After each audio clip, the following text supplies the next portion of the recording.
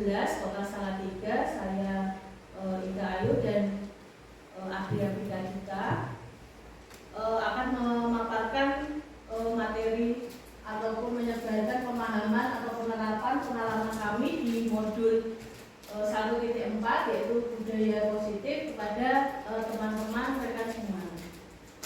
Untuk yang pertama kami mengucapkan terima kasih sekali lagi ya atas waktunya, karena di siang hari ini yang cukup terik, tapi semoga hati kita tetap dingin gitu ya Bapak Ibu, dan senang mengikuti paparan yang akan kami tayangkan berikut ini.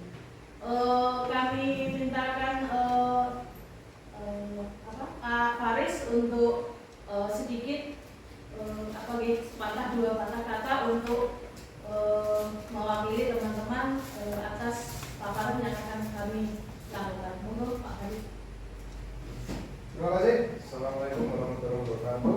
Waalaikumsalam warahmatullahi wabarakatuh. Selamat siang dan salam sejahtera kita semuanya. Ya, semangat pagi. Pagi, yes, luar biasa, hebat. Bisa dikasih apa? Dikasih W, kasih O, kasih W. Wow, keren. Wow, keren. Itulah visi misi yang di SD Bukotika ini, yang untuk penyemangat kita. Dalam kesempatan siang hari ini, saya mengucapkan terima kasih kepada Bapak Ibu Guru SD Bukotika yang berkenan mengikuti kegiatan tentang menyebarkan pemahaman dan penerapan pengalaman budaya positif.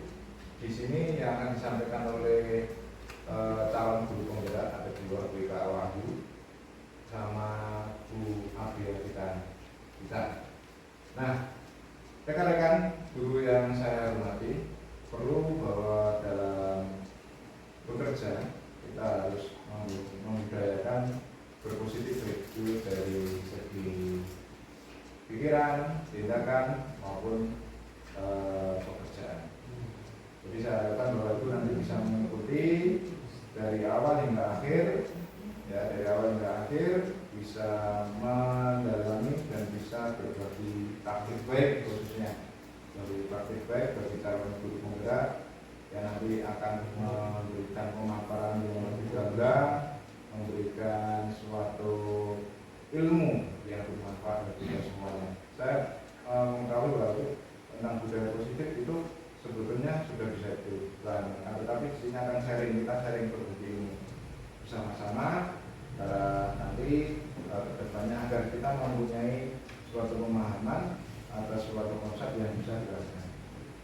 Mungkin itu aja yang bisa saya sampaikan. Selamat mengikuti, tetap semangat ya, dan saya harapkan sukses selalu bagi calon guru penggerak dan berusaha agar bisa memberikan yang terbaik bagi sekolah kita. Terima kasih. Wassalamualaikum warahmatullahi wabarakatuh. Waalaikumsalam warahmatullahi wabarakatuh. Terima kasih Pak Faris atas penguatannya. Perlu diketahui Bapak Ibu, untuk kegiatan siang hari ini nanti akan dibagi menjadi dua sesi. Yang sesi pertama yaitu pemaparan, nanti akan bergantian saya dengan Bu Dita. Kemudian yang sesi kedua yaitu nanti sesi simulasi gitu. Nanti yang simulasi ini Bapak Ibu akan dibagi menjadi kelompok atau berpasangan yang nantinya di simulasi tersebut itu akan memulasikan atau mempraktekkan satu menjadi guru, satunya menjadi murid dengan kasus yang nanti akan kami sediakan.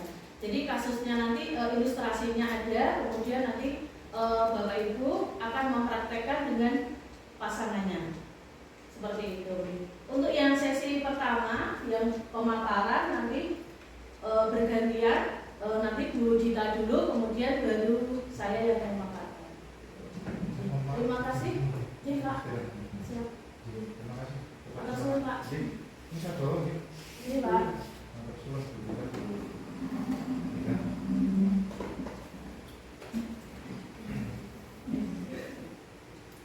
Untuk yang sesi pertama akan disampaikan Bu Dita. Untuk itu Bapak Ibu dimohon berdiri karena menyanyi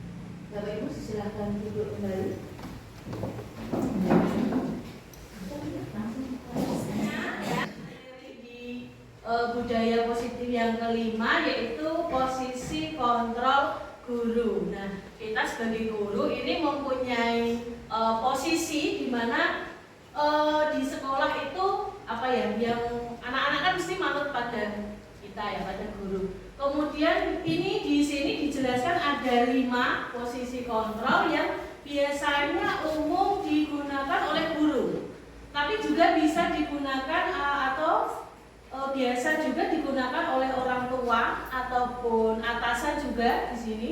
Ini menurut Dr. William Glaser juga mengatakan bahwa posisi kontrol ini dilakukan oleh guru, bisa orang tua, atasan. Atasan tuh misalnya kalau di sekolah kepala sekolah, kalau di perusahaan ya mungkin atasannya direktur seperti itu.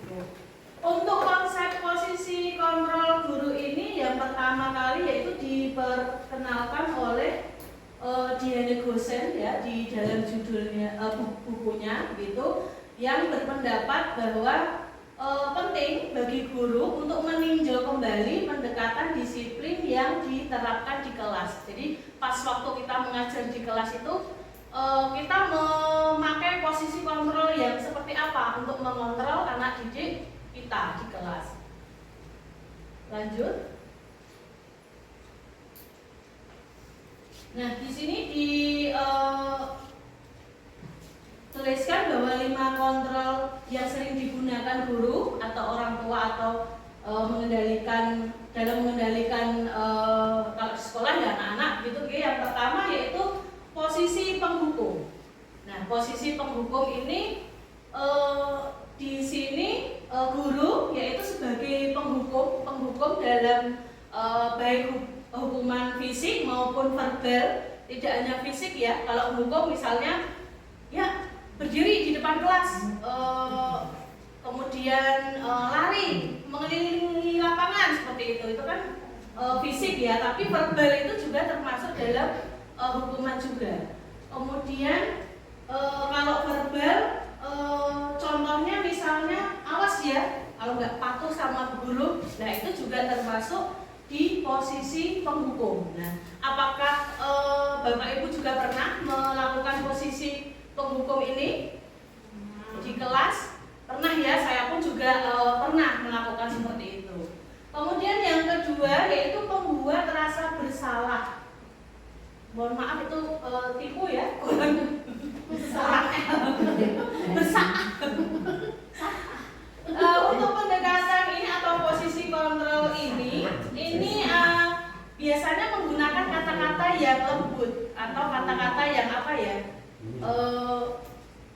tidak keras gitu ya kepada anak, untuk membuat orang lain bersalah atas membuat orang lain atau murid kita tuh rendah diri begitu, dapat menyebabkan siswa merasa tidak berharga, mengecewakan orang-orang yang mereka sayangi. Nah, contohnya misalnya, wah ibu sangat kecewa dengan perbuatanmu. Nah itu membuat orang lain bersalah, itu juga memposisikan diri kita sebagai pembuat rasa bersalah tadi.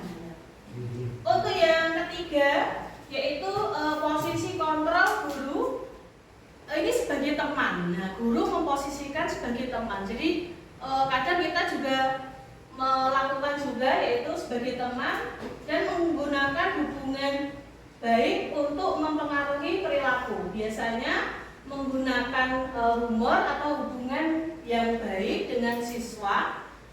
Tapi ini juga ada risikonya. Jadi anak itu menjadi tergantung pada guru. Nah, misal contoh Pak Sega. Pak Sega ini kan guru muda ya. Ini pasti posisi sebagai teman ini pasti digunakan dan anak-anak pun juga nyaman sama Pak Sega.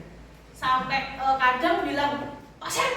Nah itu kan maksudnya menggunakan apa ya, intonasi ataupun padahal Pak Sega adalah gurunya. Untuk rasa hormatnya juga berkurang kalau posisi sebagai teman ini. Kemudian yang keempat ini ya karena dekat ya Bu Siti, maksudnya merasa dekat jadi wajar gitu, seperti itu, bersikap seperti itu. Kemudian yang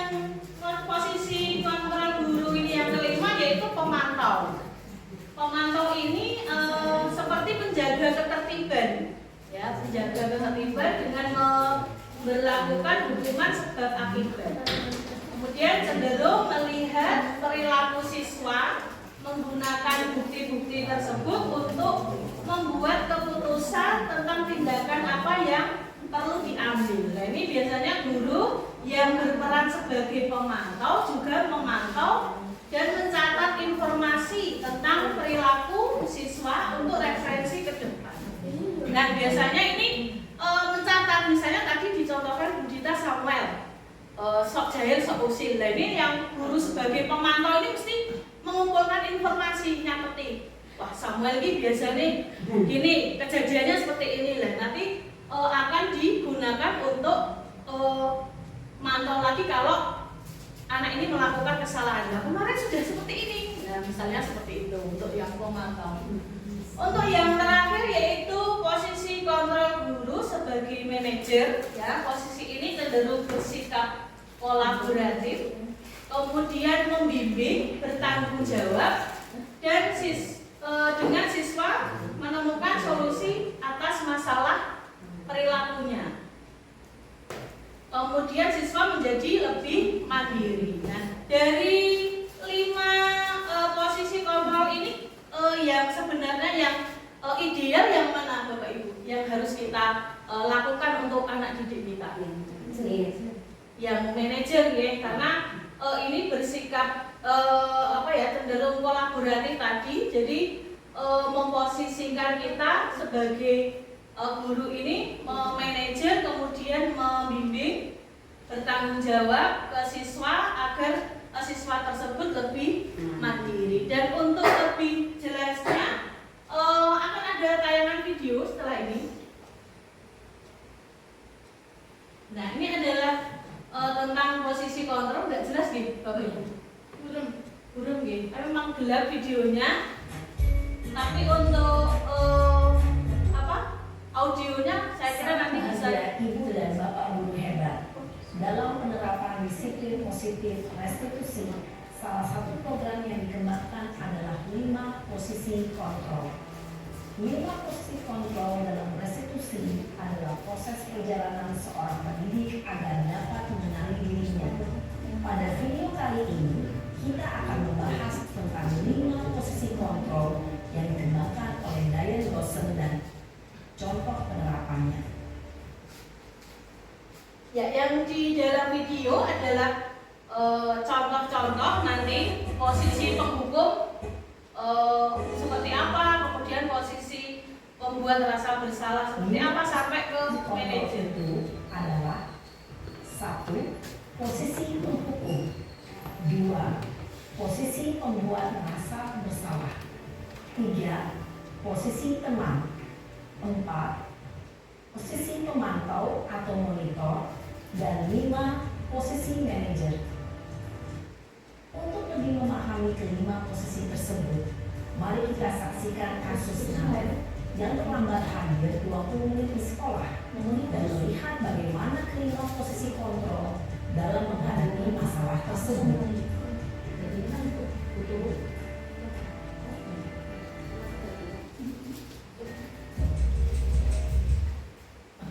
Ini contoh kasusnya, anak tersebut terlambat masuk ke sekolah.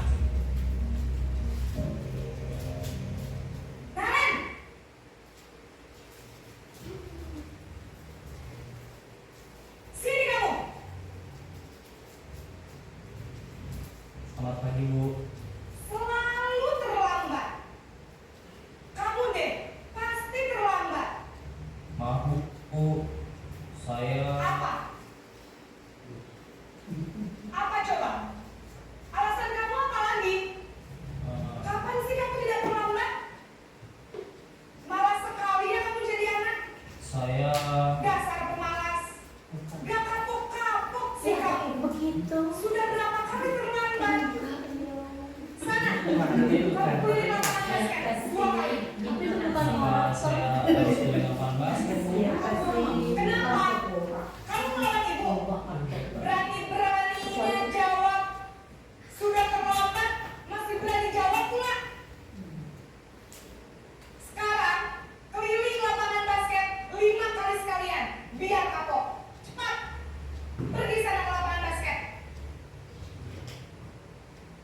Posisi penghukum biasanya berbicara dengan nada tinggi, menghardik, menunjuk-nunjuk, menyakiti, dan menyindir. Hukuman bisa berupa fisik maupun psikis.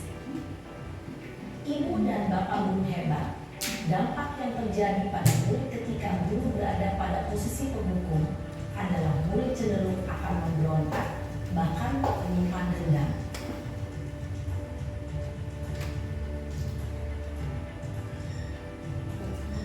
Contoh yang kedua, membuat rasa bersalah. Tadi dikatakan bahwa biasanya menggunakan kata-kata halus, gitu. Tidak seperti yang penghukum tadi, kata-katanya kasar. Selamat pagi, Bu. Naren, kamu kenapa terlambat lagi, nak? Ya Tuhan, Naren, kamu sering ya bikin ibu susah ya. Kalau kamu terlambat lagi, nanti ibu yang ditegur bapak kepala sekolah, nak. Disangka ibu tidak bisa membina kamu. Duh, gimana ini? Maaf, Bu. Duh, Gusti Naren, kamu suka ya kalau ibu ditegur bapak kepala sekolah? Terus, sekarang ibu harus tulis apa yang di buku absen? Ini kamu sudah sering terlambat loh.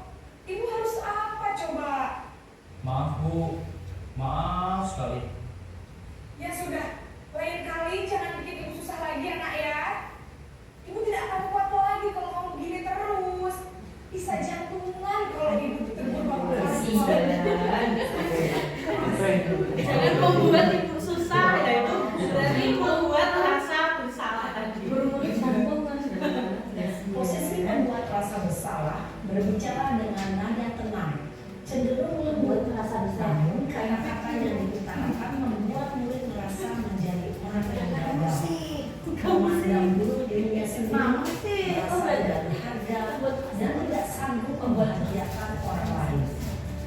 Ketika guru mengambil posisi pembuat rasa bersalah, murid akan menganggap dirinya yang bersalah dan ia akan menyimpan emosi negatif tersebut di dalam dirinya.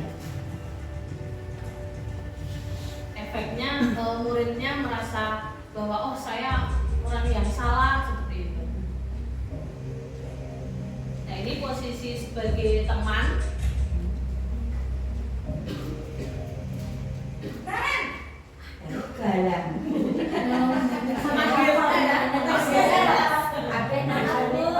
Ya, Bu. sudah jam berapa ini, nak? Nah, lebih enak ya karena sebagai teman. Iya, Bu. Habis ibu saya lupa membangunkan saya, Bu. Kamu malah menyalahkan ibu kamu. Kamu bukannya anak yang larinya paling kencang. Kok terlambat sih? Iya, Bu. Saya memang terlambat bangun tadi. Jadi, biarpun saya lari kencang, tetap gak kekejar, Bu. Ya sudah sana. Nanti lain kali larinya lebih kencang lagi ya. Biar gak terlambat lagi. Bikin seneng ibu. Demi ibu. Bisa kan? Bisa, Bu. Ya sudah sana masuk kelas. Ibu beresin urusan absen kamu. Kamu ini ada-ada saja. Bikin senang ibu demi ibu. Nah, itu sebagai teman. Bicara dengan suara ramah, akrab, cenderung bersenda gurau untuk menjaga suasana tetap santai. Murid akan merasa senang, aman, dan akrab dengan guru. Identitas yang tercipta adalah identitas sukses atau berhasil. Namun, perlu diingat, karena ini masih dorongan eksternal, maka ada faktor ketergantungan dari murid kepada orang tertentu. Di sini, guru absennya, sehingga di lain waktu, murid bisa berperilaku baik, namun hanya kepada orang-orang tertentu saja. Soalnya gurunya pasti beres nanti akan ditangani oleh ibu guru. Soalnya kan temanku kok di absen ke, nah seperti itu. Dampaknya kalau posisi sebagai teman seperti itu. Naren, Kok kayak apa? Panggil lagi, panggil lagi. Naren, apa peraturan sekolah kita tentang di jam berapa kita harus masuk sekolah, nak? Kita harus di sekolah jam 7, Bu. Iya betul, sekarang sudah jam 7.20. Naren sudah tahu konsekuensinya jika terlambat hadir. Paham, Bu. Saya harus tinggal kelas pas jam istirahat selama 20 menit. Iya benar, konsekuensinya demikian. Jadi nanti jam 9.30 pas istirahat, kamu harus tinggal di kelas, kerjakan tugas tambahan untuk ketertinggalan kamu, ya? Baik, Bu. Posisi pemantau mengandalkan penghitungan atau data untuk mengontrol murid. Guru mengarahkan murid berdasarkan peraturan dan konsekuensi. Seorang pemantau menunjukkan bahasa tubuh dan ekspresi wajah yang datar dan cenderung formal.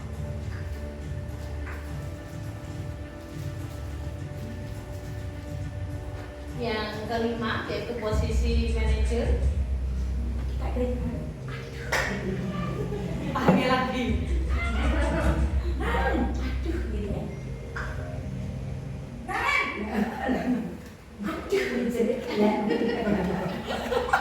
Baik, Bu. Selamat pagi Naren. Maaf, Bu. Saya terlambat. Iya, sekolah masuknya Naren. Sekarang sudah jam 7.20. Jadi sekarang bagaimana nih Naren? Maaf, Bu. Saya lupa setel alarm saya semalam. Baiklah, menurut kamu, keyakinan sekolah yang mana yang harus kamu tingkatkan? Menghargai diri sendiri dan orang lain mungkin ya, Bu. Setuju. Jadi, apakah Naren meyakini prinsip saling menghormati tersebut? Iya, Bu. Saya meyakininya. Apakah Naren bersedia memperbaiki masalah keterlambatan ini? Bersedia, Bu. Bagaimana kamu akan perbaiki masalah keterlambatan ini? Saya akan coba untuk tidak lupa menyetel alarm saya, Bu. Baik, kalau Naren lupa menyetel alarm di rumah, ada orang yang kira-kira bisa bantu mengingatkan tidak? Ada, Bu. Ada saya, Kak Emma. Ada lagi selain Kak Emma? Selain Kak Emma, Mungkin itu jadi Ada PR ya nanti Bu. ibu saya. Baik, jadi yang mengingatkan Naren adalah Kak Emma dan ibu kamu ya. Kira-kira akan mulai setel alarm kapan nih Naren? setelah pulang sekolah akan segera saya lakukan. Baik, jadi Naren akan setel alarm untuk bangun besok. Ada kolaborasi ya. Maksudnya antara guru dan muridnya ada dialog di situ. Ada masalah, kemudian bagaimana mengatasi masalah tersebut seperti itu. Terima kasih. Kalau yang di posisi manajer, jadi membimbing siswa bagaimana bertanggung jawab secara mandiri atas kesalahan yang posisi dilakukan. kontrol yang disarankan untuk membimbing murid memiliki sikap disiplin yang positif, yaitu murid yang mandiri, bertanggung jawab, dan dapat memecahkan masalah. Tujuan dari posisi ini adalah agar murid dapat berefleksi atas tindakannya.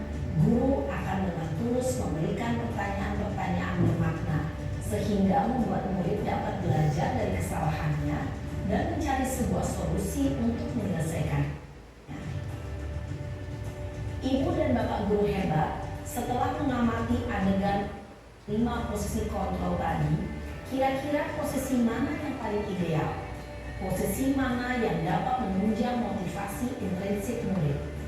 Ya, tentu posisi manajer. Posisi ini memang posisi ideal yang ingin dituju setiap pendidik. Pada posisi inilah, guru dapat menerapkan disiplin positif yang berpihak pada murid, yang memerdekakan murid. Perjalanan seorang pendidik tentunya tidak mudah untuk sampai pada posisi seorang manajer. Namun, tujuan kita pasti, yaitu menciptakan murid-murid yang mandiri, merdeka, dan bertanggung jawab. Semoga penggambaran 5 posisi kontrol yang telah diperlihatkan ini dapat menjadi ajang refleksi bagi kita semua, agar dapat terus mengasah dan menerapkan disiplin positif yang memerdekakan murid. Mari terus berlatih dan bersemangat. Selamat menerapkan. Salam dan bahagia Ibu dan Bapak guru hebat.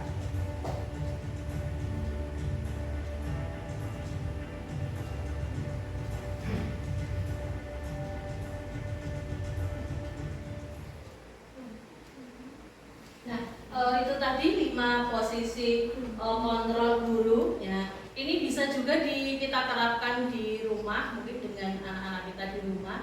Yang paling utama yaitu diterapkan di sekolah ya, dengan murid-murid kita, anak didik kita. Jadi posisi manajer itu sangat strategis untuk membuat anak didik kita itu menjadi mandiri. Jadi tidak tergantungan lagi dengan kita. Misalnya mau melakukan apa atau menghadapi masalah apa tadi, kalau dia punya kemandirian berarti kan berpikir bahwa ini harus seperti ini, tidak apa-apa langsung Bu Guru ini gimana Bu Guru, lah itu masih kurang kurang mandiri. Anak-anak belum bisa menyelesaikan ataupun menghadapi masalahnya sendiri. Dan sebagai guru dan orang tua, kita kan harus membuat anak-anak mandiri itu karena apa? Kan tidak bisa bergantung dengan kita semuanya. Jadi kalau sudah bisa berpikir sendiri, mengatasi masalah sendiri, jadi mereka bisa hidup seperti itu. Untuk yang selanjutnya yaitu materi keyakinan kelas ya. Tadi di awal juga sudah disampaikan Bu Dita tentang nilai-nilai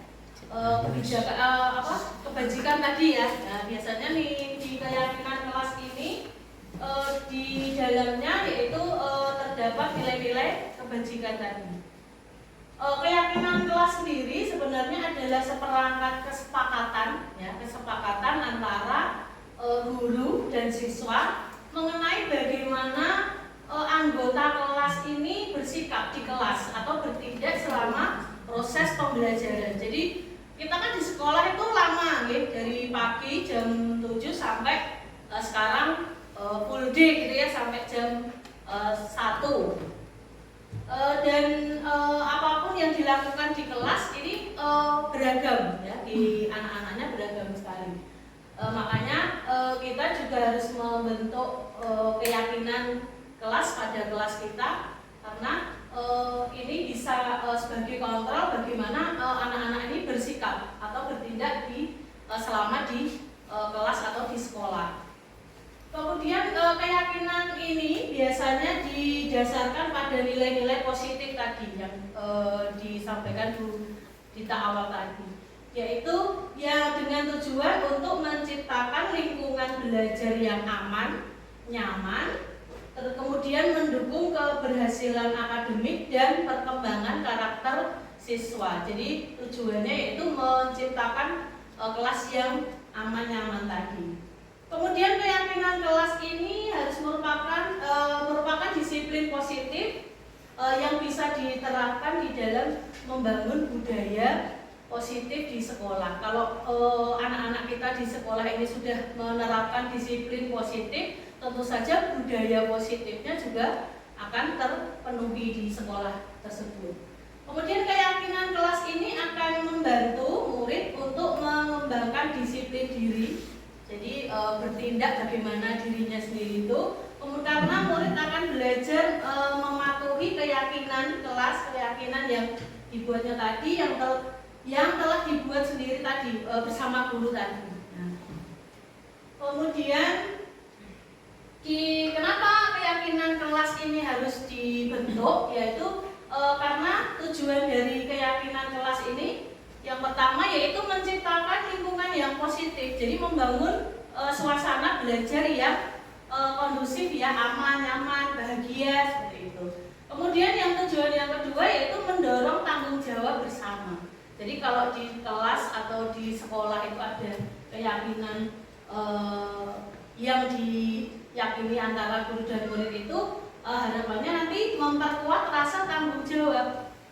Tentu saja tanggung jawab siswa atau warga sekolah untuk mereka sendiri dan perilakunya ke teman-teman sekelasnya. Kemudian mengembangkan karakter yang positif, yaitu mengintegrasikan nilai-nilai positif tadi, yaitu saling menghormati, kerjasama, disiplin. Nah itu bisa ditanamkan di kelas.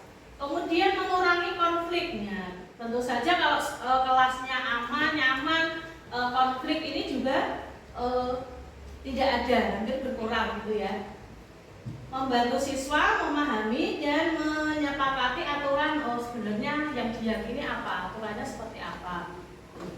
Terus kemudian membangun kepercayaan dan keterlibatan. Nah, ini karena dibuat oleh guru dan siswa, jadi mendorong partisipasi aktif antara murid atau siswa untuk memutuskan membuat ini keputusan yang terkait dengan lingkungan kelas mereka. Lanjut. Nah, kenapa harus keyakinan kelas tapi bukan peraturan kelas gitu ya? Kan ada peraturan, ada keyakinan. Mengapa kok yang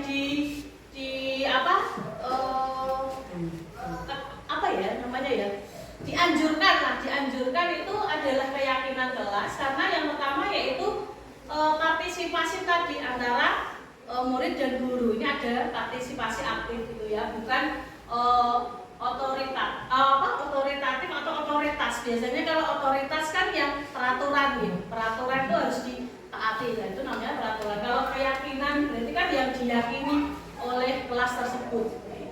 Kemudian yang kedua yaitu fokus pada nilai positif. Nah, biasanya kalau keyakinan kelas itu di dalamnya adalah kata-katanya positif. Tapi kalau di peraturan kelas, peraturan itu kan jangan, dilarang, nah itu adalah kata-kata negatif seperti itu. Terus kemudian menumbuhkan rasa kepemilikan. Jadi kalau keyakinan kelasnya dirumuskan bersama, jadi rasa memilikinya ada. Awake diputus iki antara guru dan murid, teman-teman semua. Jadi rasa kepemilikannya itu ada. Kemudian pendekatan proaktif yang selanjutnya yaitu meningkatkan hubungan antara guru dan siswa. Jadi hubungannya enak gitu ya, nyaman antara guru dan siswa, tidak ada rasa takut tadi ya. Harus manut aturannya guru misalnya seperti itu. Nah, itu peraturan. Tapi kalau keyakinan berarti harus disepakati bersama, dibuat bersama, jadi dilakukan juga bersama.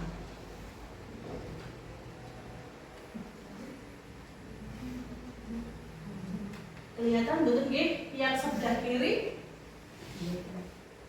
Yang di sini? Enggak kelihatan. Yang sebelah kiri ini adalah yang biasa peraturan ya, yang ditulis di dalam peraturan gitu. Kemudian nilai kebajikan yang dituju ini berarti mengarah ke keyakinan kelas. Kalau tadi kan peraturan biasanya dengan tulisan atau kata negatif, tapi kalau yang kebajikan, nilai kebajikan ini yang harapannya itu muncul di keyakinan kelas, itu adalah berarti nilai-nilai yang sebenarnya dituju tapi dengan kata-kata yang lebih positif.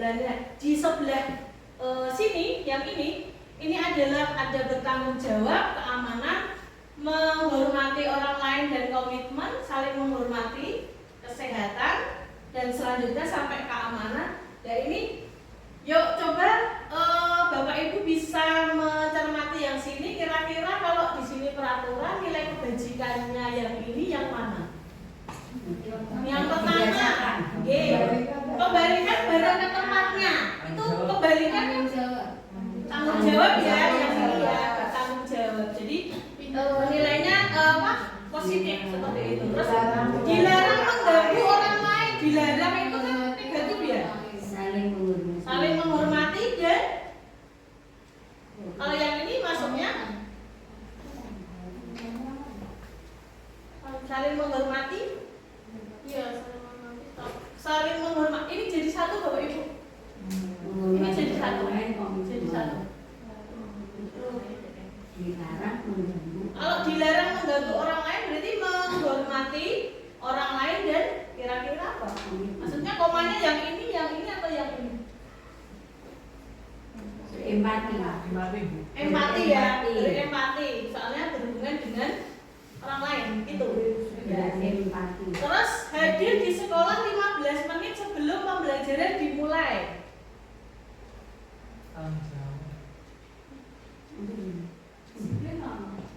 Tidak ada. Kalau hadir seperti Naren tadi berarti kasusnya Naren tadi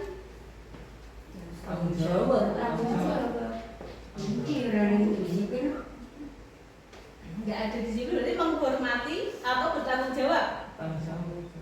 Bertanggung jawab. Komitmen ya, paling tepat sepertinya yang ini. Komitmen, karena yang datang tepat waktu itu komitmen ya. Komitmennya. Terus kemudian dilarang melakukan kekerasan. Nah, itu yang masuk yang mana nilai-nilainya? Dilarang melakukan keamanan.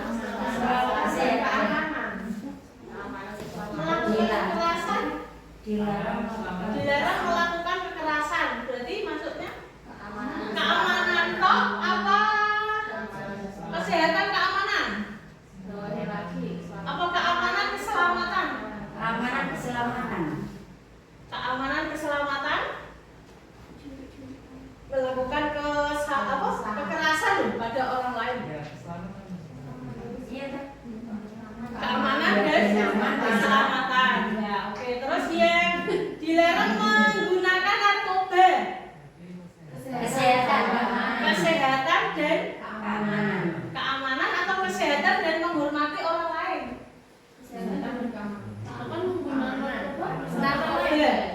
Narkoba. Kalau dilarang menggunakan narkoba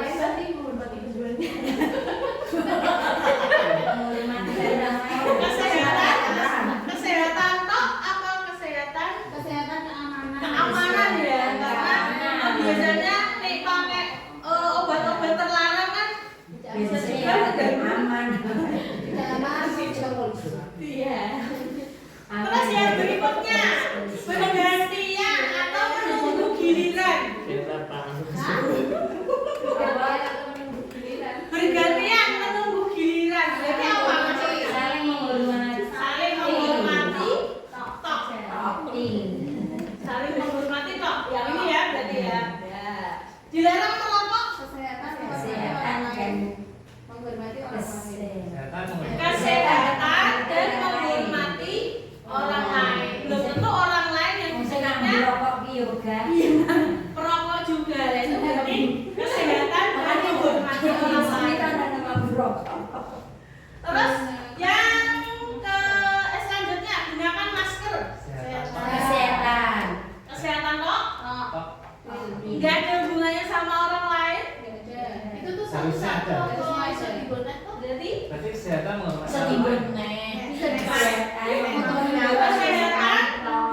kesehatan kok menghormati orang lain apa? Ini kesehatan keamanan. Berarti apa?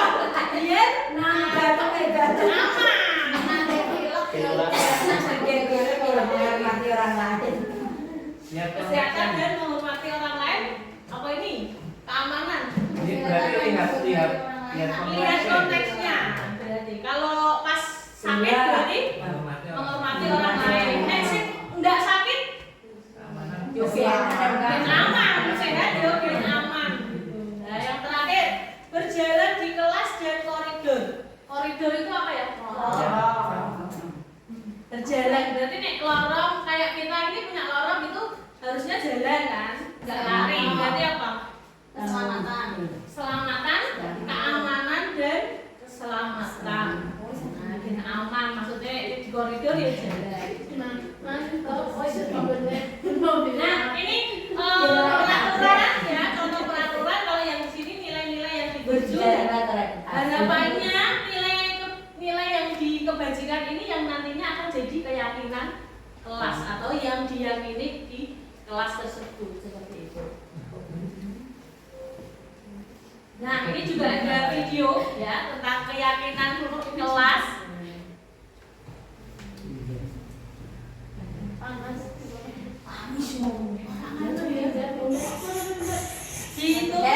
Ditutup kasih panas. Salam berbahagia Ibu dan Bapak Guru. Selamat datang kembali di modul versus konsekuensi versus restitusi. Apakah sampai saat ini Ibu dan Bapak Guru sudah siap untuk mempraktikkan proses restitusi di kelas? Namun sebelum itu kita akan belajar terlebih dahulu mengenai keyakinan kelas yang nantinya akan membantu guru. Nah, nanti keyakinan kelasnya bisa diterapkan di kelas Bapak Ibu semua. Ini adalah contoh yang sering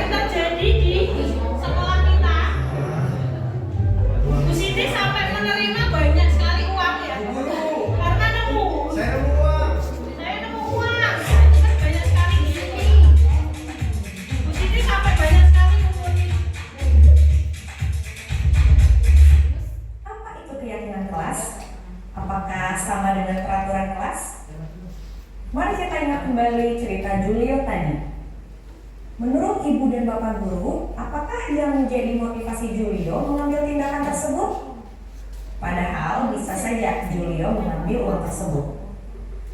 Ia pun tidak akan dapat hukuman karena tidak akan ada yang mengetahuinya. Tidak ada juga penghargaan yang didapatnya dari mengembalikan uang tersebut. Julio bertindak berdasarkan keyakinannya, yaitu tidak mengambil sesuatu yang bukan haknya. Mengapa keyakinan kelas, bukan peraturan kelas? Mari kita lihat contoh peraturan kelas PKB berikut. 1. Membuang sampah pada tempatnya. Yang kedua, merapikan kembali mainan setelah digunakan. Dan yang ketiga, melepaskan sepatu saat masuk kelas. Jika diperhatikan, tujuan dari ketiga peraturan itu adalah untuk kebersihan atau kenyamanan di kelas. Nilai-nilai kebersihan dan kenyamanan inilah yang disebut sebagai keyakinan, yaitu nilai-nilai kebajikan atau prinsip-prinsip universal yang disepakati bersama secara universal. Lepas dari latar belakang suku, negara, bahasa, maupun agama. Menurut dari Gordon pada bukunya Resolution Respecting School Discipline, suatu keyakinan akan lebih memotivasi seseorang dari dalam atau motivasi intrinsik. Seseorang akan lebih tergerak dan bersemangat menjalankan keyakinannya daripada mengikuti serangkaian peraturan. Begitu pula dengan murid-murid kita. Peraturan biasanya rinci dan konkret. Suatu kelas bisa memiliki lebih dari satu peraturan yang berkaitan dengan kebersihan dan kenyamanan. Peraturan juga bisa bertambah seiring waktu. Sedangkan keyakinan bersifat lebih abstrak dan universal dibanding peraturan. Segala sesuatu yang berkaitan dengan kenyamanan terkandung dalam satu keyakinan. Jika suatu saat ada murid kelas TKB yang makan di kelas dan berceceran, bisa saja guru harus menambah lagi peraturan baru, yaitu tidak makan di dalam kelas. Sedangkan jika memakai keyakinan kelas, guru hanya perlu mendalami kembali nilai keyakinan kepada muridnya yang nantinya berujung ke restitusi. Bagaimana membentuk keyakinan kelas? Keyakinan kelas akan menjadi keyakinan bersama seluruh anggota kelas. Lalu, bagaimana cara membentuk keyakinan kelas ini? Ada beberapa hal perlu diperhatikan terkait keyakinan kelas. Yang pertama, pembuatan keyakinan kelas melibatkan semua warga kelas. Yang kedua, keyakinan kelas hendaknya tidak terlalu banyak sehingga mudah diingat dan dipahami oleh semua warga kelas. Yang ketiga, menggunakan kalimat positif. Yang keempat, keyakinan kelas sebaiknya sesuatu yang dapat diterapkan di lingkungan tersebut.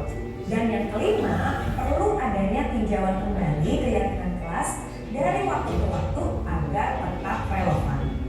Berikut langkah praktis yang Ibu dan Bapak Guru bisa terapkan saat pembentukan keyakinan kelas. Yang pertama, bisa gunakan diskusi. pada waktu Kesempatan untuk semua murid menyampaikan masukannya mengenai keyakinan kelas yang perlu disepakati. Jika murid belum terbiasa dengan istilah keyakinan, maka bisa diajak dulu untuk mengusulkan peraturan. Yang kedua, mencatat.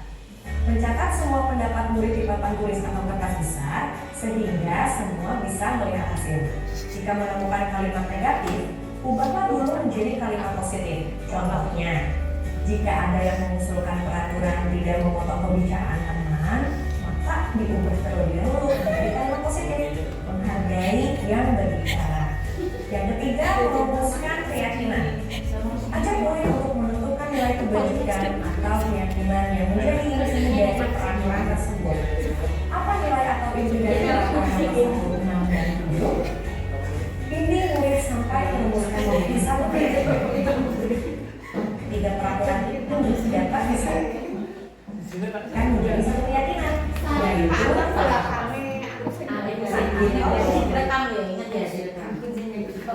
semua orang dan barang yang masih lama nggak sih? peraturan ketiga dapat disebutkan menjadi satu keyakinan, yaitu menjadi sebaik dan baik. Peraturan nomor 4, 5, dan 8 dapat disarikan menjadi satu keyakinan, yaitu semua orang ingin merasa diterima dan dimiliki. Yang keempat, tinjau ulang. Guru guru perlu meninjau kembali butir-butir keyakinan dari semua peraturan yang sudah disahkan. Ingat bahwa sebaiknya keyakinan kelas tidak terlalu banyak agar mudah diingat. Direkomendasikan berkisar 3-7 keyakinan yang dapat disesuaikan dengan jenjang kelasnya. Dan yang kelima, membuat pernyataan keyakinan. Pastikan semua warga kelas memahami makna dari keyakinan tersebut. Guru dapat mengajak murid untuk merumuskan pernyataan keyakinan yang dapat dipahami bersama.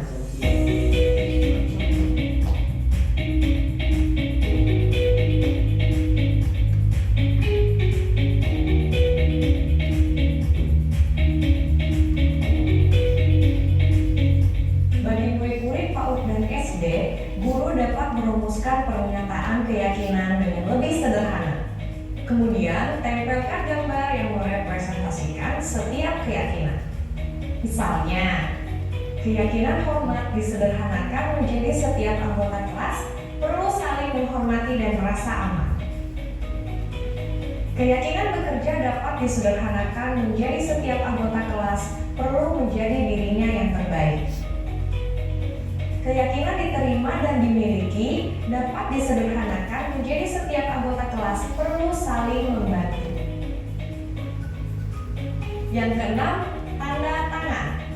Setelah keyakinan kelas selesai dibuat, semua murid dan guru menyetujui dengan menandatangani keyakinan kelas tersebut. Yang ketujuh, pajang. Pasang keyakinan kelas di dinding kelas yang mudah dilihat semua warga kelas. Bagaimana agar murid dapat mendalami makna keyakinan kelas? Tentu kita berharap semua murid dapat memahami makna dari pernyataan yang dituliskan dalam keyakinan kelas. Oleh karena itu, manfaatkan pekan pertama di tahun ajaran baru untuk kegiatan pendalaman yang bertujuan menurunkan keyakinan kelas menjadi sesuatu yang lebih konkret. Nah, ini pas ya Bapak Ibu, karena kita awal tahun pembelajaran, jadi pas untuk membentuk keyakinan kelas pada kelas Bapak Ibu semua. Nah, ini adalah langkah-langkahnya tadi sudah dijelaskan dalam video juga, yaitu diskusi bersama siswa, kemudian identifikasi nilai-nilai penting, nilai-nilai yang nilai-nilai apa tadi? Kebajikan tadi, yang penting itu apa saja nanti bisa dirumuskan, kemudian nanti menjadi kesepakatan kelas Bapak Ibu semua. Kemudian tulis dan pampang di kelas ya. Kalau di kelas 3 ini punyanya Bu Lida sudah ada ya, keyakinan kelasnya sudah dibuat bagus, warna-warni, kemudian dipajang di kelas. Nah, ini supaya anggota kelas ini tahu bahwa keyakinan kelas di kelas ini tuh ini. Jadi yang dilakukan ataupun yang diyakini di kelas ini adalah sudah dirumuskan bersama. Kemudian pantau dan evaluasi. Nah, pantau dan evaluasi ini apakah keyakinan kelas ini bisa berlaku terus sepanjang selama kelas 3 ini, atau di pertengahan jalan apakah harus diganti ataupun ditambah atau ada yang dikurangi. Nah, ini perlu dipantau dan dievaluasi. Kemudian memberikan penguatan, jadi Bapak Ibu guru juga bisa memberikan penguatan ke anak-anak di kelas supaya meyakini keyakinan kelas yang sudah dibuat. Lanjut. Nah, ini praktek keyakinan kelas yang sudah dipraktekkan juga. Ini di kelas 5 ya.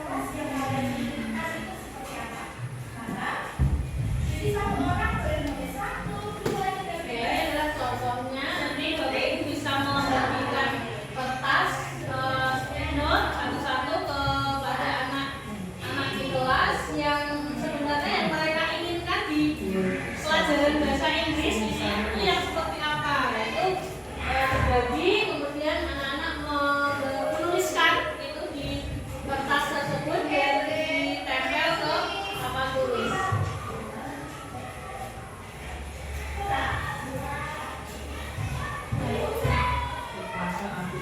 Ini tidak hanya guru kelas saja deh, guru Bu Siti, ya saya juga bisa menerapkan keyakinan pada saat mengikuti pembelajaran agama, pembelajaran PJOK, pembelajaran komputer, misalnya Pak Anton. Nah, kalau di ruang komputer karena alat-alatnya banyak ya, berlistrik semua, ya jadi keamanan bisa masuk ke dalam keyakinan kelas seperti itu. Kemudian dirangkum di kertas lama yang ada di papan tulis, kira-kira dicek dulu apa saja yang diharapkan murid.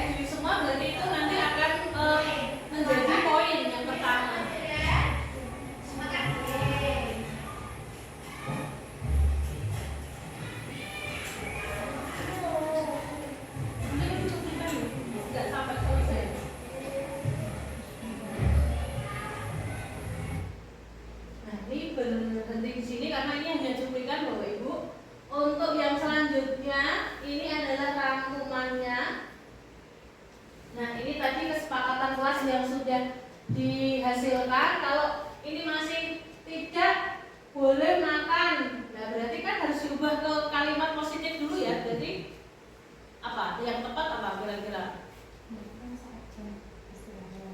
Kalau makan berarti pada saat jam istirahat, berarti ya nanti untuk keyakinan kelasnya berarti untuk makan di jam istirahat. Berarti saat pembelajaran tentu saja anak-anak tidak makan seperti itu. Untuk yang kalimat kedua ini juga masih tidak boleh bermain saat pelajaran.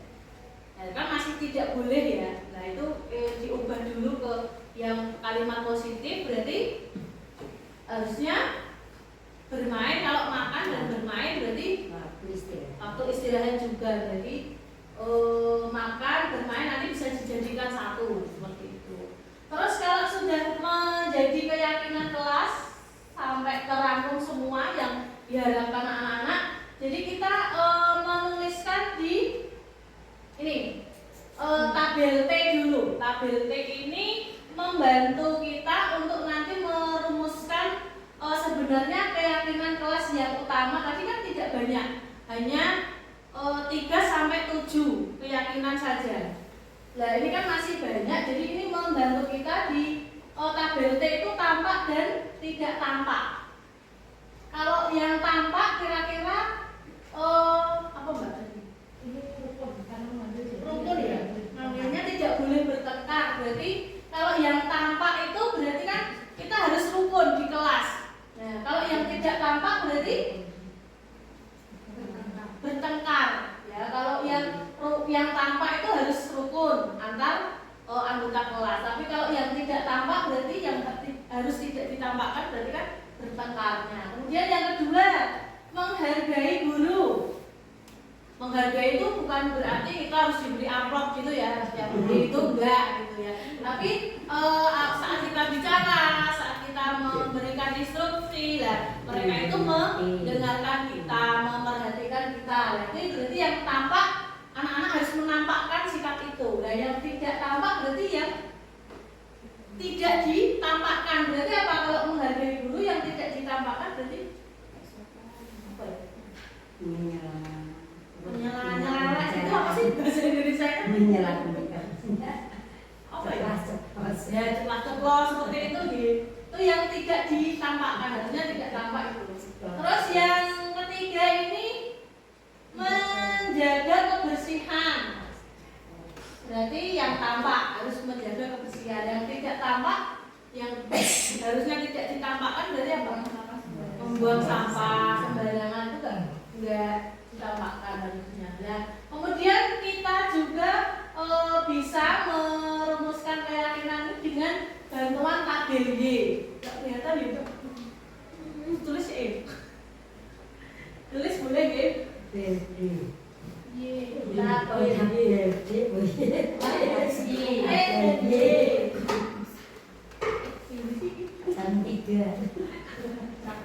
Sampai berapa Bu? Tabel, tadi tabel T ya, tampak, tidak tampak.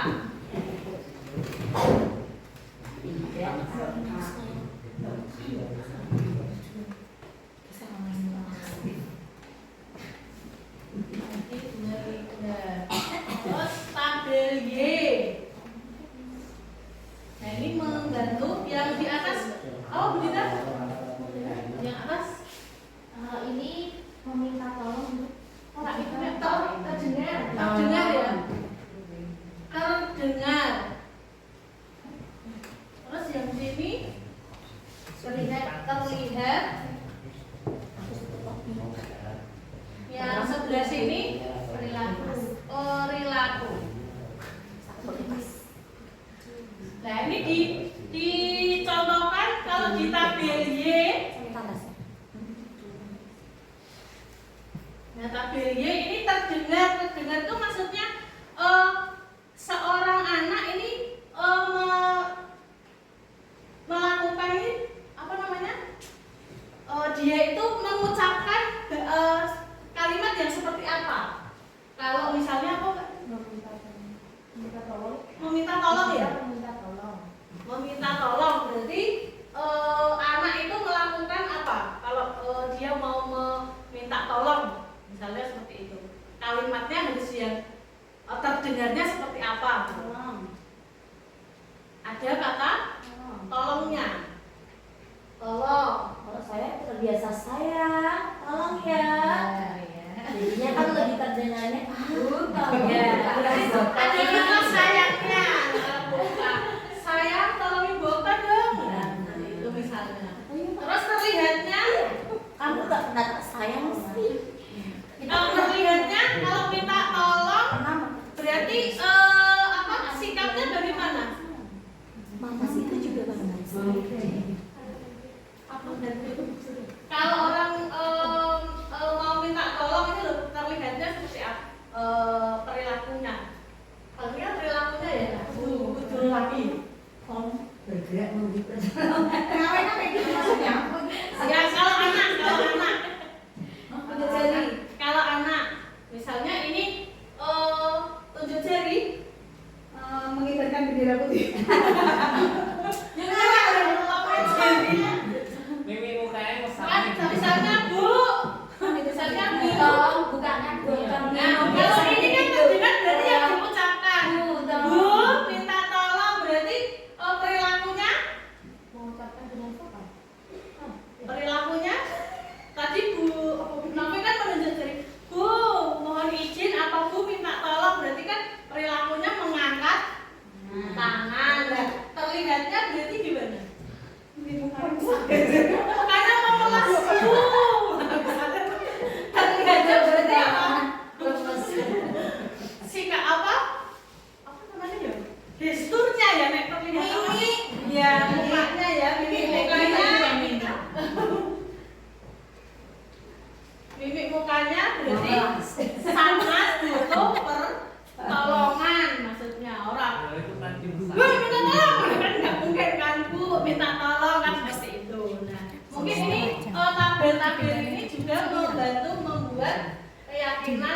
kelas tadi.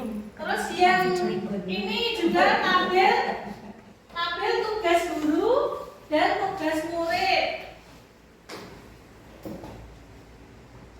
Tabel tugas guru dan murid.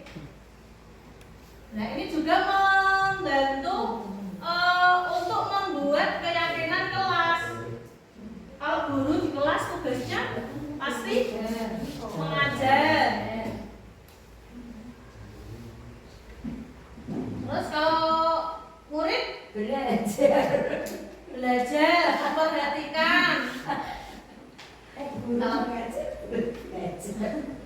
memperhatikan. Terus apa lagi? Mengerjakan, deh. Mengerjakan. Nanti kalau guru nyuruh. Kalau guru berarti apa? Memberi tugas. Harus tahu memberi tugas. Bukan guru. Memberi tugas. Nah, ini nilai-nilai yang ada di sini nanti kita rangkum jadi yang namanya keyakinan kelas. Jadi anak-anak kita ajak untuk merumuskan seperti ini. Jadi berarti nek butuh bantuan seperti ini misalnya apa yang harus dilakukan ke guru misalnya tadi suaranya atau terdengarnya harus meminta tolong, kemudian perilakunya harus mengangkat tangan, kemudian gestur tubuhnya terlihatnya mimik mukanya harus seperti apa. Masuk minta tolong mukanya marah, dan itu kan nggak pas gitu nih.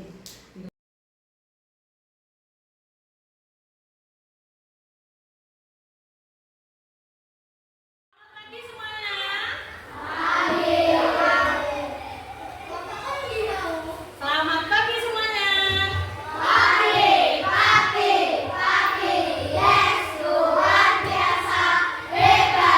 Ya, terima kasih anak-anak kelas 4. Ya, hari ini adalah pembelajaran PJOK masih dengan Ibu Ika ya. Sebelumnya Ika akan memberitahu bahwa hari ini Ika akan mengajak anak-anak kelas 4 semua untuk membuat keyakinan kelas. Ya, keyakinan kelas itu apa? Keyakinan kelas adalah seperangkat nilai-nilai kebajikan yang ada di dunia, tapi ini dikhususkan untuk kelas 4 pada saat pembelajaran PJOK. Nah, nilai-nilai kebajikan itu yang dipercaya apa? Misalnya, kalau di kelas 4 itu kalau ikut pembelajaran PJOK harus bagaimana? Kira-kira ada yang tahu? Nah, ikut pembelajaran PJOK itu harus bagaimana? Apa yang kamu yakini kalau ikut pembelajaran PJOK? Kalau pembelajaran PJOK itu membuat tubuh apa? Berolahraga, bergerak. Kira-kira nek tubuhnya bergerak akan mendapatkan apa tubuh kita? Energi. Terus apa lagi? Apa Naura? Sehat, kesehatan. Berarti nilai yang diyakini anak-anak apa? Nilai-nilai kebajikan atau nilai yang baik apa? Kalau ikut pembelajaran PJOK pasti yang pertama yaitu kesehatan. Nah, kesehatan itu adalah contoh nilai kebajikan yang diyakini. Nah, hari ini Bika akan mengajak anak-anak kelas 4 semua untuk menyusun keyakinan kelas. Kalau ikut pembelajaran PJOK itu selain sehat, apalagi yang didapat kira-kira? Yang kamu yakini setelah ikut pembelajaran PJOK selain sehat apalagi? Dan keyakinan apalagi nih? Ikut PJOK itu apalagi? Ya, Bika akan dari kertas warna-warni. Nah, kamu tuliskan ya, kira-kira nek ikut pembelajaran PJOK itu kamu pengennya yang seperti apa? Jadi misalnya nanti ditulis di sini ya. Kamu pengennya yang misalnya, oh disiplin Bu. Disiplinnya yang bagaimana misalnya? Apa kemarin? Kalau pembelajaran PJOK apa yang harus dilakukan sebelum pelajaran?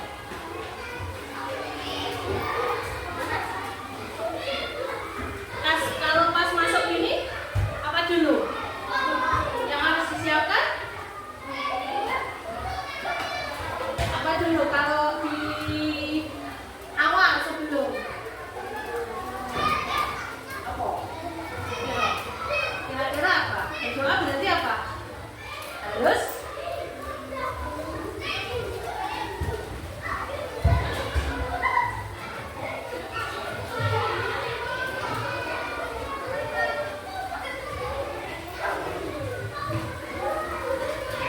silakan ditulis ya. Kamu pengen yang pembelajaran PJOK yang seperti apa? Kalau sudah boleh ditempel di sini.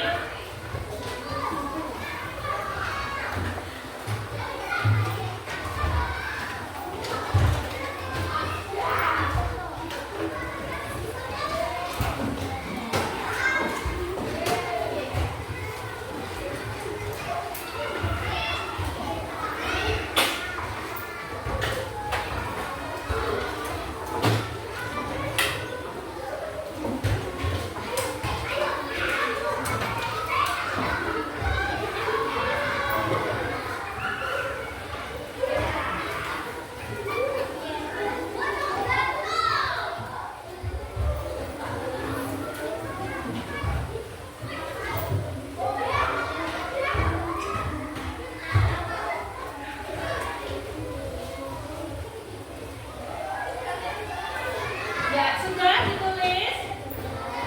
Apa impianmu kalau ikut pembelajaran PJOK ini pengennya yang seperti apa? Pengennya yang seperti apa? Bukan olahraganya ya. Pengennya misalnya aku pengen pembelajaran PJOK itu menyenangkan. Misalnya seperti yang tulis.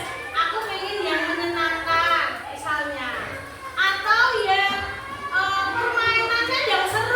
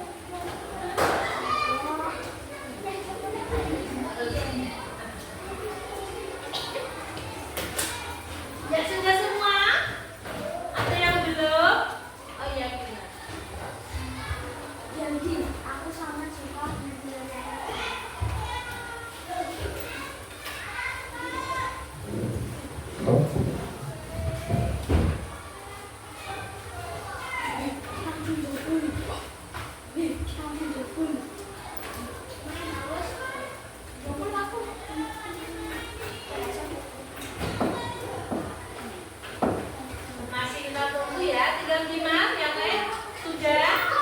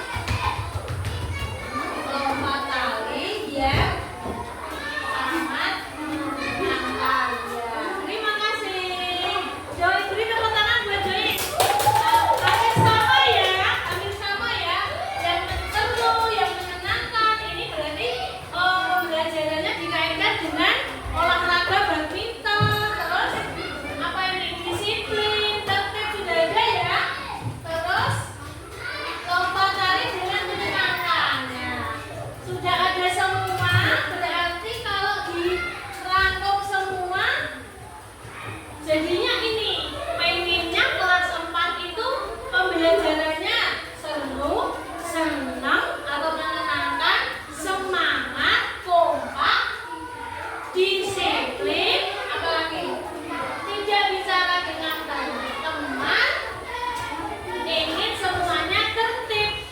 Nah, untuk yang nomor 6, nah ini ada kata-kata tidak bicara dengan teman. Maksudnya gimana ya?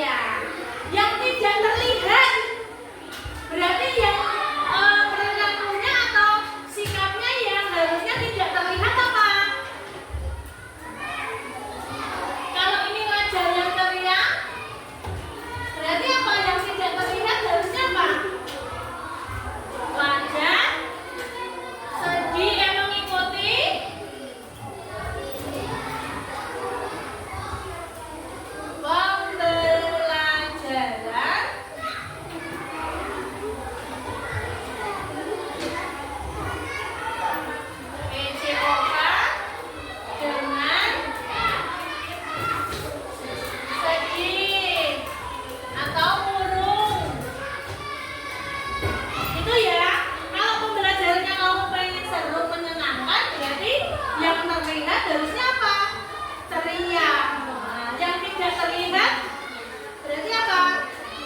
Wajah yang murung, apa? Sedih. Nah, begitu.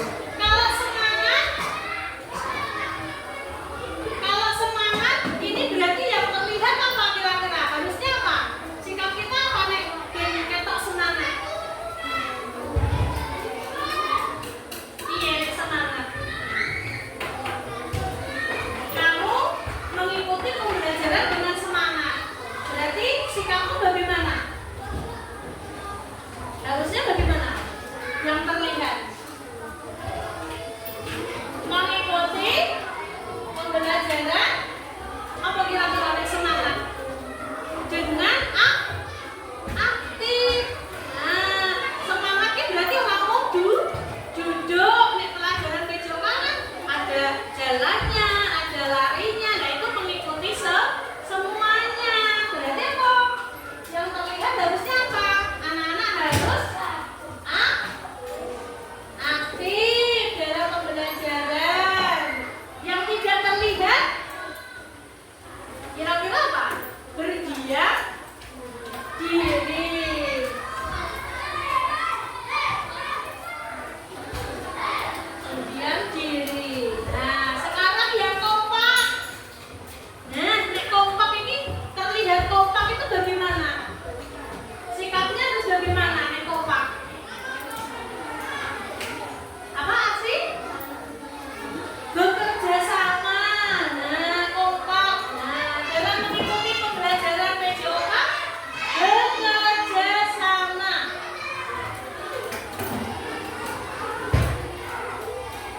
Berarti yang tidak terlihat, kalau yang terlihat bekerja sama, kalau yang tidak terlihat apa? Hah? Apa? Nih yang terlihat itu kan kerjasama bareng-bareng supaya kompak tadi. Yang tidak terlihat kira-kira apa?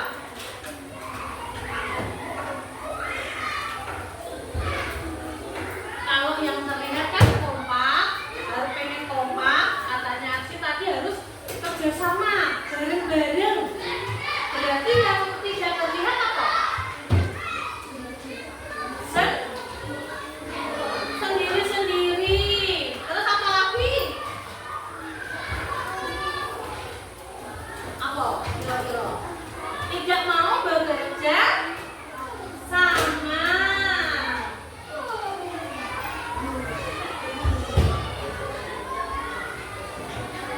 Sendiri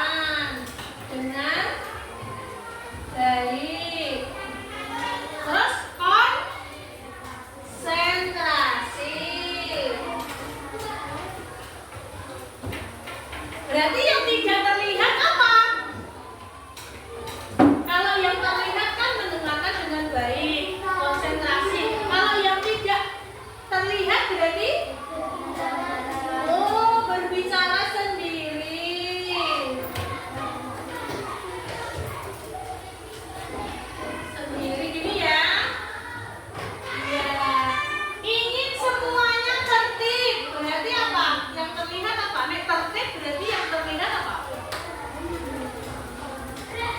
Tertib. Mengikuti pembelajaran tepat waktu. Nah, mengikuti pembelajaran tepat waktu. Kalau yang tidak terlihat berarti apa? Terlambat dalam mengikuti pembelajaran PJOK. Terlambat ya. Terlambat kan berarti ini yang tidak terlihat. Begitu ya. Nah, coba kita buat lagi seperti ini.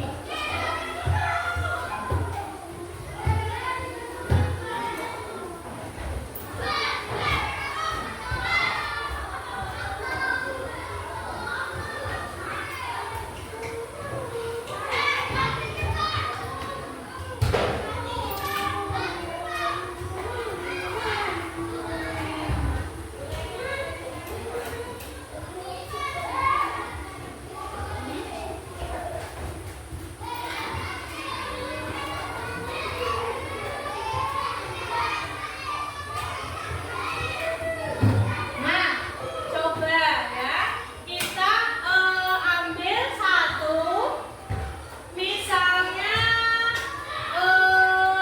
menyenangkan. Menyenangkan ini kalau terdengar itu maksudnya yang kita ucapkan, yang kita kita dengar dengan telinga. Nah, kalau pelajarannya tadi seru, kemudian pembelajaran dengan ceria, yang terdengar apa kira-kira? Nek cirinya pembelajaran itu seru, ceria, yang terdengar apa? Berarti kata-kata yang terdengar apa? Nek pembelajaran itu seru banget. Apa kira-kira?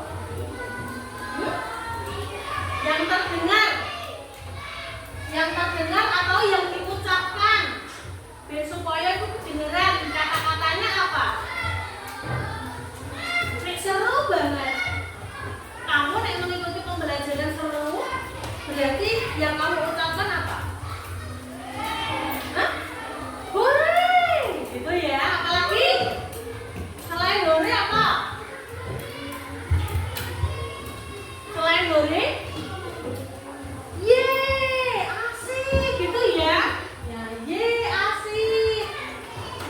Itu yang terdengar. Berarti nek seru berarti yang diucapkan, yang kita dengar tuh mesti anak-anak mesti mengucapkan hore, asik, senang, ye.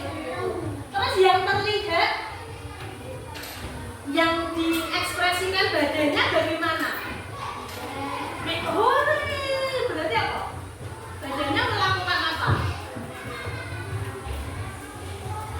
Apa Bu? Mengangkat tangan.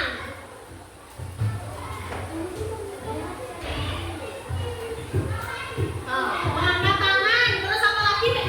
Hore, asik, yes.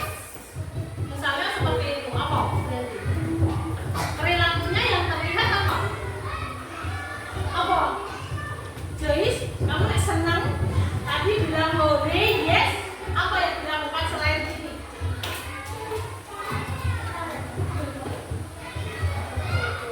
Joget-joget, boleh kok. Senang kok, senang. Joget-joget. Apalagi kan senang kok, permainan ini seru. Apalagi permainan ya dilombakan. Berarti apa? Harus menang ya, Kenzo, tepuk tangan.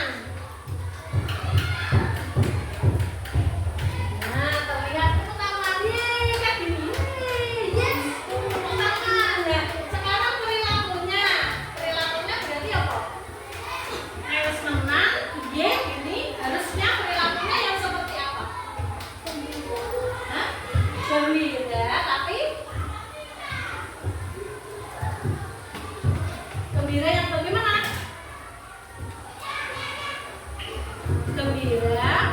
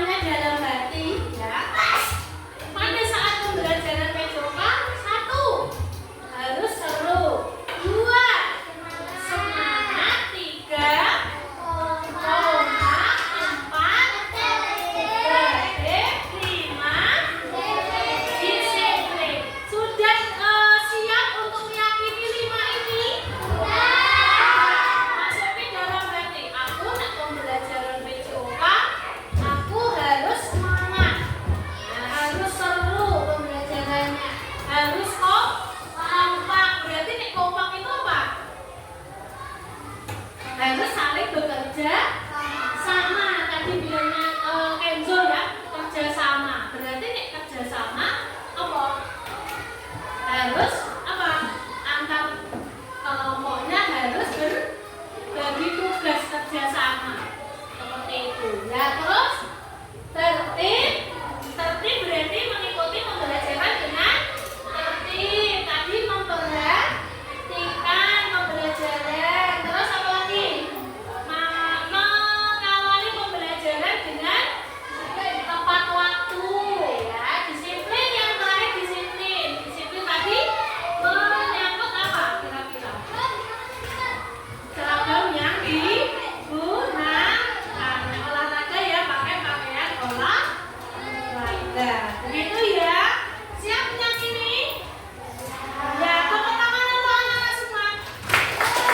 Oke, nah nanti untuk kesepakatan ini atau keyakinan ini akan kita buat poster yang besar, terus akan kita tempel di kelas 4 seperti ini ya, dibuat yang bagus gitu. Nah, kalau sudah kita buat yang bagus seperti itu, anak-anak beri cap jempol. Ya, dicap jempol bahwa kamu sudah membaca, kamu siap meyakini dan menyetujui. Setuju ya? Setuju? Ada yang menolak?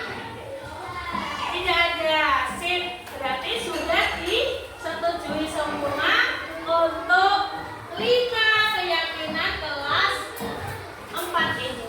Ya, sekali lagi tepuk tangan anak-anak. Oke, untuk pembelajaran PJOK selanjutnya, anak-anak sudah meyakini berarti harus dilaksanakan. Tidak boleh apa? Keluar dari keyakinan yang sudah dibuat atau disepakati. Ya. Yuk, sebelum kita pembelajaran PJOK, kita foto dulu ya. Di sini ya.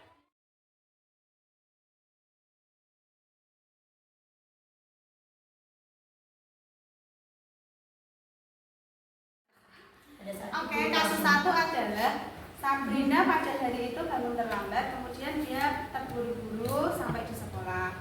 Dia pun akhirnya sampai di gerbang sekolah, tetapi baru menyadari kalau dia tidak menggunakan sepatu hitam yang tertera di peraturan sekolah. Di depan pintu kelas, Pak Lukman memperhatikan sepatu Sabrina yang berwarna coklat. Karena kesusu, Sabrina pun tidak menyadari kalau dia itu pakai sepatu coklat. Kesusu kayak apa? Karena terburu-buru kan tidak menyadari kalau dia itu pakai sepatu coklat. Terus Sabrina sudah berusaha menjelaskan kepada Pak Lukman kenapa dia salah memakai sepatu. Pak Lukman tanya ke Sabrina apa peraturan sekolah tentang seragam dan warna sepatu.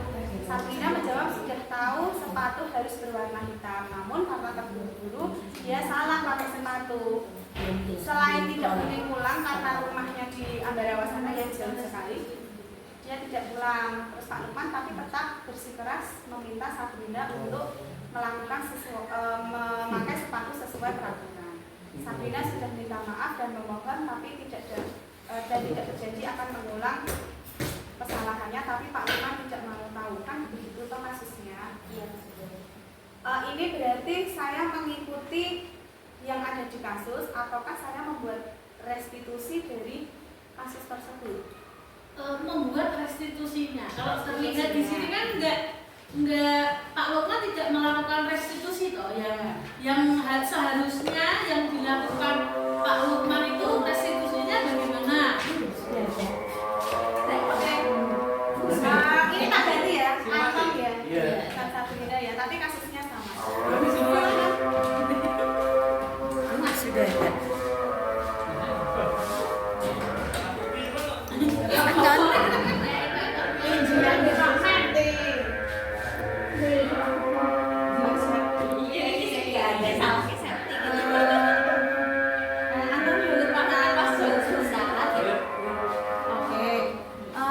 Sini Anton duduk sini.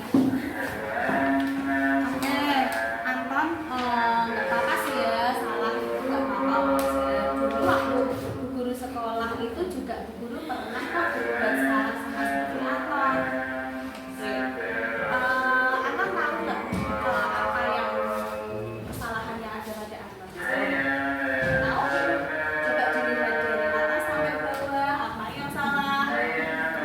Ini sudah pas.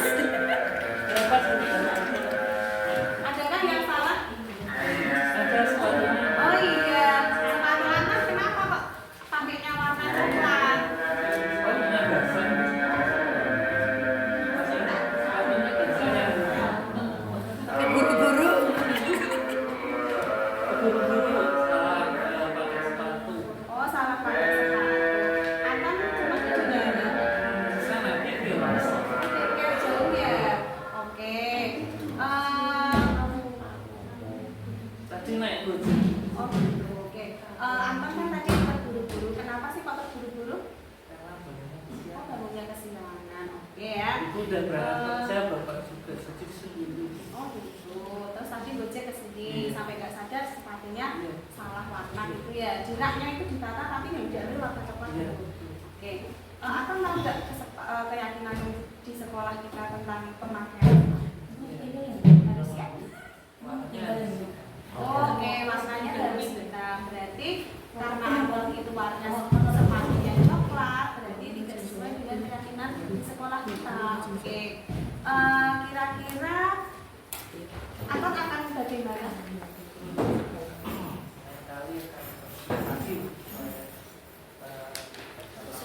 Oke, tidak terlambat lagi, kemudian memakai. Oke, gitu ya berarti ya. Anton kalau misalnya bangun pagi itu di rumah ada yang membangunkan atau tidak? Oke, berarti ibu bisa ya, selain ibu juga ada punya HP? Iya, di situ ada alarmnya. Oke, berarti Anton akan nyalakan alarm, berarti harus berangkat di sekolah lebih pagi, kemudian mengambil sepatu dengan oke, Anton akan mengulangi lagi pertanyaan seperti itu. Oke, terima kasih Anton, silahkan ke kelas mengikuti pelajaran pada hari ini. Ya, beri aplaus untuk Angga dan Dino, tadi kalian berantem di lapangan basket ya? Kenapa? Ada masalah apa? Ibu, Anto tadi ngejek orang tua saya. Apakah betul Angga? Iya bu. Angga dan Dino, masalah itu tidak apa-apa. Itu manusia yang salah. Mari kita cari solusi yang pertama, Angga, kamu pasti punya alasan kan kenapa kamu melakukan hal tersebut. Saya basket di saya jaga. Oh gitu. Kalau Dino, Jadi bu ngejeknya nama orang tua ya saya nggak terima. jadi setiap orang punya cara untuk mempertahankan diri sendiri ya. Terus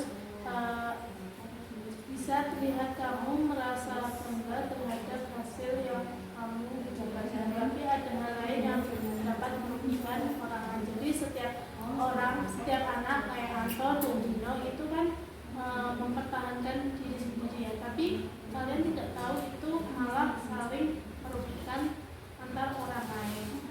Terus keyakinan yang kelas kita yang kita sepakati bagaimana waktu di kelas itu?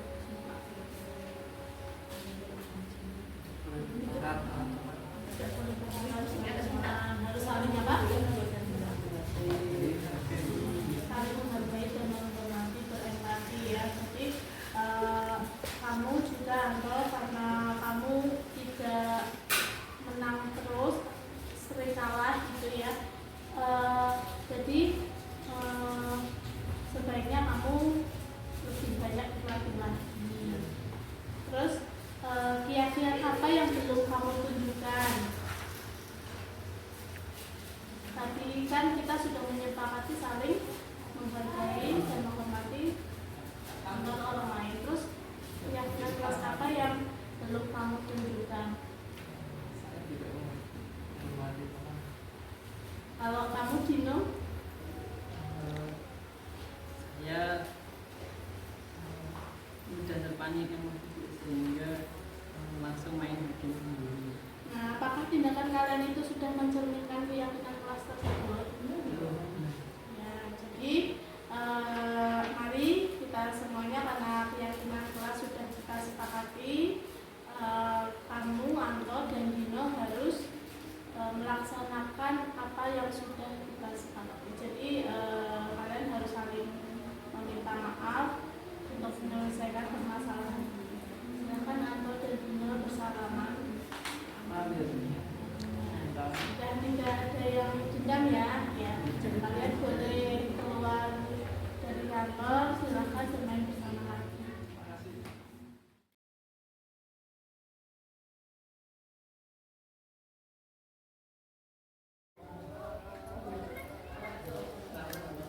Selamat sore, Assalamualaikum warahmatullahi wabarakatuh. Perkenalkan, saya Nurida Fajarsari, guru kelas 3 SD Negeri Dukuh 3. Alhamdulillah kami telah selesai melaksanakan berbagi praktek baik dari calon guru penggerak Bu Dita dan Bu Ika. Diseminasi tadi, alhamdulillah banyak hal baik yang sudah kami peroleh, salah satunya tadi budaya positif. Di dalam budaya positif tadi kami mengetahui macam-macam tipe guru. Jadi kami mengetahui macam-macam tipe guru. Yang paling ideal adalah tipe guru yang menjadi manajer. Ya meskipun kadang-kadang saya sendiri masih belum bisa sepenuhnya melaksanakan, tapi dengan mengingatkan kembali kami jadi bisa lebih baik lagi insya Allah ke depannya. Materi yang kedua yang kami terima yaitu keyakinan kelas. Jadi dengan keyakinan kelas kita sepakat kepada siswa dan kata-katanya lebih positif sehingga siswa tidak benar-benar merasa terhukum seperti itu. Jadi dengan adanya saling timbal balik antara guru dan siswa, anak merasa lebih dihargai, guru pun juga lebih lega, lebih sabar seperti itu. Terima kasih, mungkin itu dari saya. Assalamualaikum warahmatullahi wabarakatuh.